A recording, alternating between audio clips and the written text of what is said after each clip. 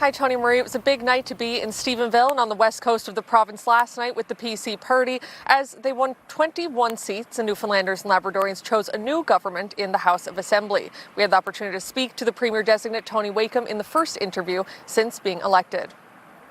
There is nothing quite like a comeback.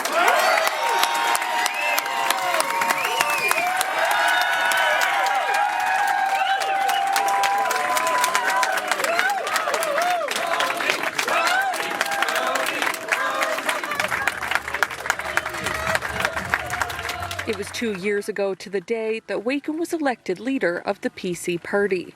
As he cast his ballot in Kippens on Tuesday morning, he told media he hoped that was a sign. It's overwhelming. I'm overwhelmed a bit.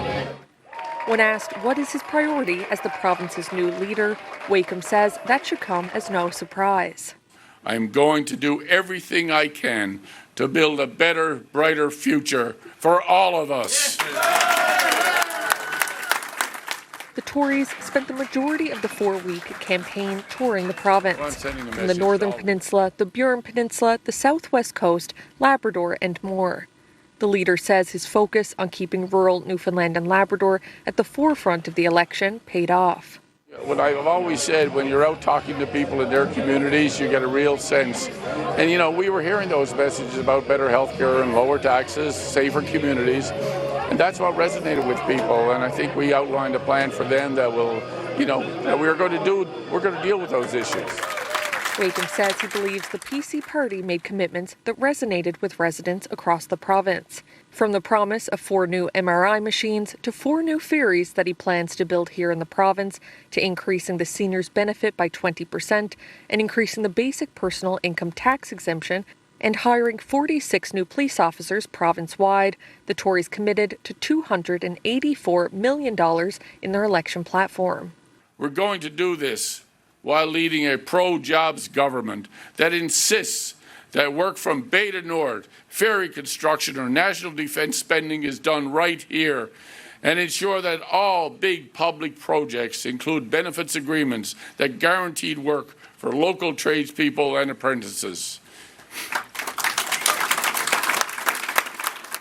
During Liberal leader John Hogan's concession speech, he said he hopes the newly elected government will stay the course of the Churchill Falls MOU. Wakeham responded. Well, I have been saying since this was first introduced to us that this needs to go before an independent review, and that's what will happen. During his speech, Wakeham committed to making that review public and using that review to continue with the deal or demand a better one. And given the generational stakes, I will not sign any deal that Newfoundlanders and Labradorians do not approve in a referendum.